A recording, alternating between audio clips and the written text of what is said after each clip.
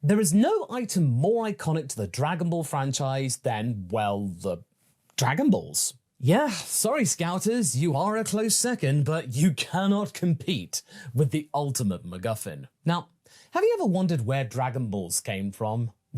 I know what you're all going to be saying, that, of course, you know that. The original ones, the Super Dragon Balls, were created by the dragon god Zalama, who appears to be some weird obsession of yours and Havarok, despite being just a footnote mentioned in the official media and also just a footnote in terms of the dialogue, so why are you even going on about it after all these years? I mean, you know. But anyway, later on, the Namekians managed to find these Super Dragon Balls and chipped off the pieces of those planet-sized orbs and then learnt to create their own set, and now pretty much every single Namekian elder can make one of their own.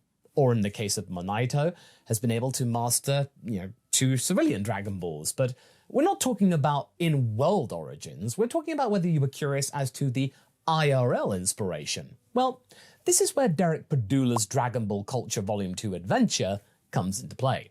While a lot of elements in our favourite manga do come from Journey to the West, I mean, that's almost the basic of basics, that is not the sole source of inspiration for Dragon Ball. In fact, all of you that know even basic elements of the Journey to the West story know that the titular characters were looking for the sutra containing Holy Buddha lore. At the end of their journey, Son Wukong and Tan Tzu achieve Buddhahood, and their other companions get different kinds of divine favours. Well, Toriyama didn't want that in appeased contentment, no. He opted for something simpler, more fitting for a shonen anime. He even mentioned this in an interview for TV anime guide Tenkaichi Densetsu circa 2004.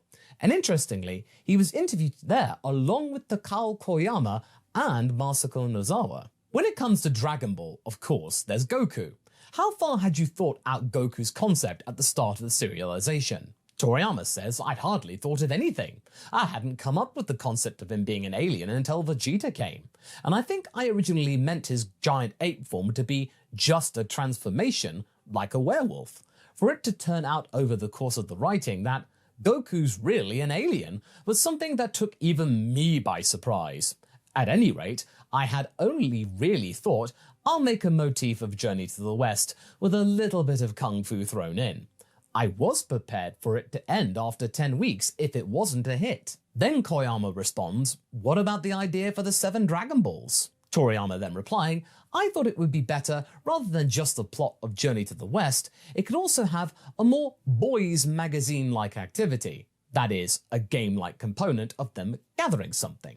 In that case then, it would be easy to understand if they had their wish granted when they gathered up balls. I went ahead without thinking what Goku and company would be wishing for. Then Nozawa presses, well, why are there 7 of them? Toriyama then responding, no particular reason. It just seemed like a good cutoff point. Well, coming back quickly to Padula's book, I do think we might have one, and it's quite gruesome. In a special edition of Weekly Shonen Jump from 18th of November 1987 called Dragon Ball Boken Special, this was presented. What are the Dragon Balls made of? Toriyama then replies, I drew them as if they were made of semi-transparent translucent marble. Why are there exactly 7 Dragon Balls? Since there were 8 balls in Hakkenden, and since I don't like repeating the same patterns, there are 7 of them. Alright, so Hakkenden.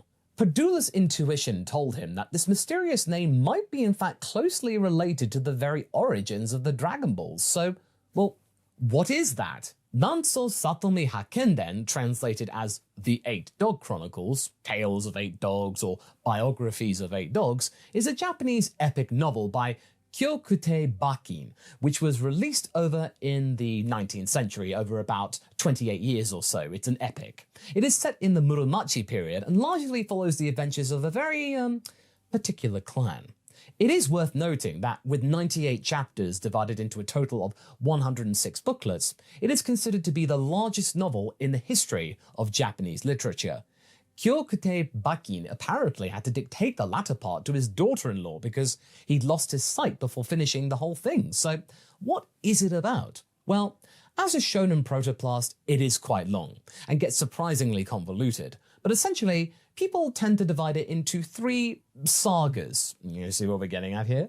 The prologue, which leads into the painful and a bit disturbing birth of the titular 8 dog warriors, the individual stories of the characters who managed to meet up, and then the Great War of the Dog Clan and their assembled enemies.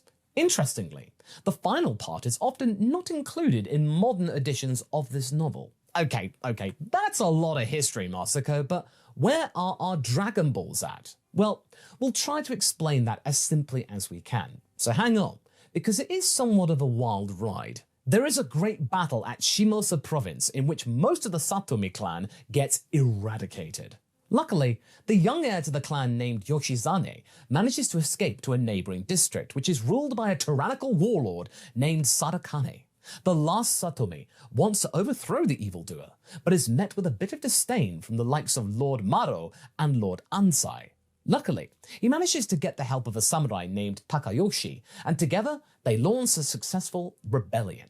However, not all is well and good, as before the execution of the plan, Sadakane's wife casts a curse on our heroes. Takayoshi would have died by a blade and see his family line come to an end, while Yoshizane's descendants would become as depraved as dogs. The samurai is granted a castle, but commits seppuku due to the curse. Luckily, in his final moments, he discovers that he has a son, Daisuke, who would inherit his newly acquired lands. So far, so good.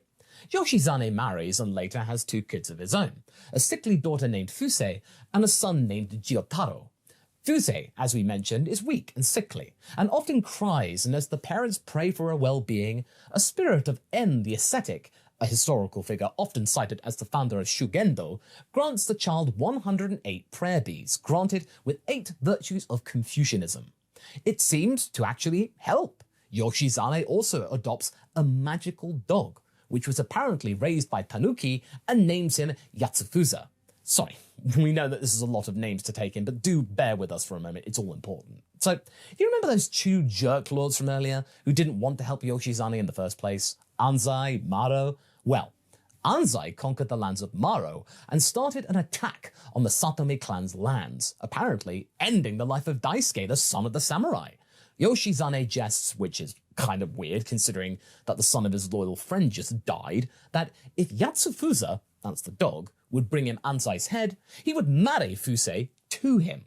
And as you probably guessed, this actually happens, and well, our heroes recognize that the curse is taking shape, but for some reason, they actually go along with this plan, somehow. And while both of them are chaste, the curse still occurs, and well, poor Fusei is destined to have half-dog babies, or more accurately, spirit babies, lacking a proper physical form due to their magical nature. Also, surprise, Daisuke's not dead, and in a misguided attempt at redemption, he decides to pop off Yatsufuza and accidentally mortally wounds poor Fusei as well. Oof. Yoshizane also appears, only to witness Fusei opening her stomach and letting out the 8 spirits, who start to inhabit the beads on her necklace, each representing a different virtue. Filial piety, justice, loyalty, faith, brotherhood, benevolence, wisdom, and etiquette. And as they do, they fly away to the different corners of the world. To redeem himself, this time for realsies, Daisuke changes his name to Chudai, becomes a monk, and starts a journey to find these beads. And thus, the spirits are reborn as 8 warriors. So, can you see some resemblance to the nature of Dragon Ball? The whole flying away thing and a quest to reassemble the balls? But what makes Padula think that Toriyama used this as a point of reference outside the author's own words in the interview? Well, we know that Toriyama was a very big TV nerd, as he mentioned his own kung fu movie phase where he was obsessed with them.